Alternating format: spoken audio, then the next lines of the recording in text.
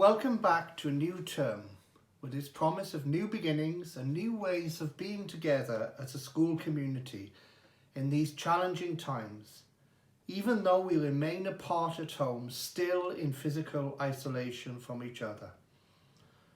I wonder how the Easter break felt for you this year. It was certainly a very unusual Easter for me and for members of my family. Normally on Easter Day, we go to church at the Minster and join in with members of the congregation for a joyful Easter service. We sing Easter hymns together and enjoy uplifting worship with beautiful anthems from the choir, including, of course, the Whitgift choristers. After the service, we gather together for refreshments, and there are lots of fun-filled activities involving eggs. This year, it was very different, yet in some ways even more moving than usual. My wife and I got up early on Easter Day before dawn.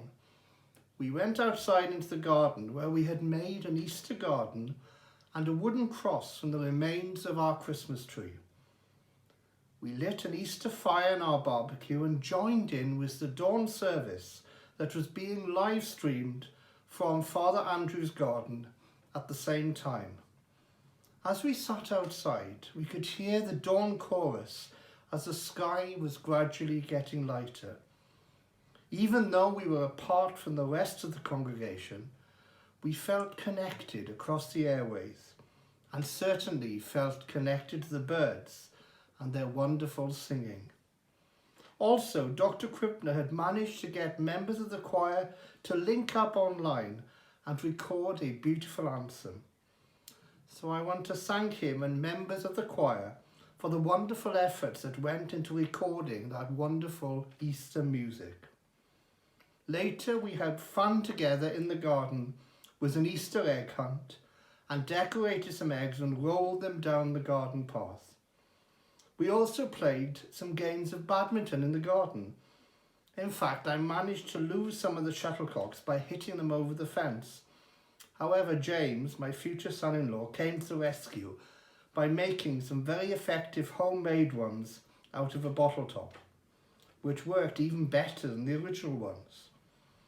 I hope that you all managed to find some imaginative and fun ways to celebrate Easter together with your families and those you are living with, even though you weren't able to meet up with your friends and other family members. Normally during the Easter holidays, we go on lots of journeys to visit family and friends, to go on holiday or on school trips. These can often take us to distant places or to other parts of the country. We would usually go to visit relatives in North Yorkshire. This year has been very different, and the furthest that most of us have travelled, I suspect, is the local park, or in our case, the school grounds. Even though we haven't been able to travel far this Easter, I hope that those journeys we've made have been enjoyable, whether for our daily exercise or for rest and relaxation. One of the things I've noticed as I've done my daily walk round the Whitgift grounds is that I've started to see things that I had missed before. Little things, small changes that we often miss because we're rushing around during the school day and don't really observe things properly. Every day I notice that things are subtly different. More flowers have come out. The light has changed. More birds are singing. The seasons are slowly changing all around me. When I was a student at Durham, training to be a priest, I used to go on retreat to a monastery near Alnwick in Northumbria. While there, I sought spiritual guidance from one of the monks and remember distinctly being given a very helpful piece of advice which has stuck with me ever since. The importance of being attentive to everything that is around us, however small or insignificant it may seem. So, for example, when I go on walks, I try to be more observant, to look out for interesting or unusual things that I can see around me, to listen carefully for the sounds, to smell the different scents of flowers and trees, and to give thanks for all the natural world has to say to us and to teach us. I would encourage you to do the same, and perhaps take a notebook or sketchbook and pen and pencil with you to record what you see or hear and reflect upon it.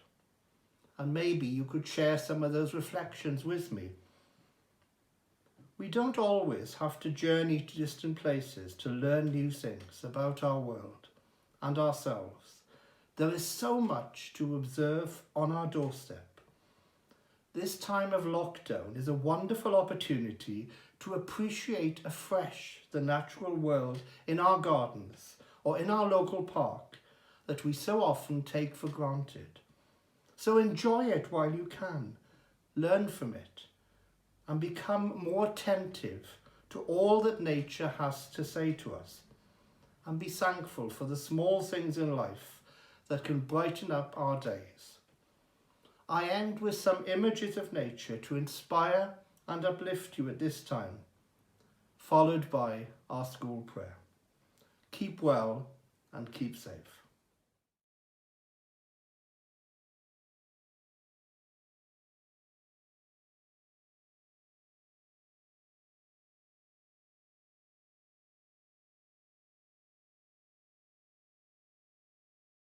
Let us pray. May we be grateful for our school, for John Whitgift, our founder, for the gift of education, for the gift of belonging. May this be a place where wisdom is championed, character developed, and bright futures shaped. Protect us and keep us safe in peace and harmony. Help us show respect, encouragement, and kindness towards one another. Preserve within us a passion for learning and a desire to make the most of every day. Guide and comfort us through any difficulties we may face. Bless us with an increasing knowledge and awareness of a greater love. Let us always remember and assist those less fortunate than ourselves. Fill us with wisdom and strength, that we may be the best that we can be, and may we not forget to live. Amen.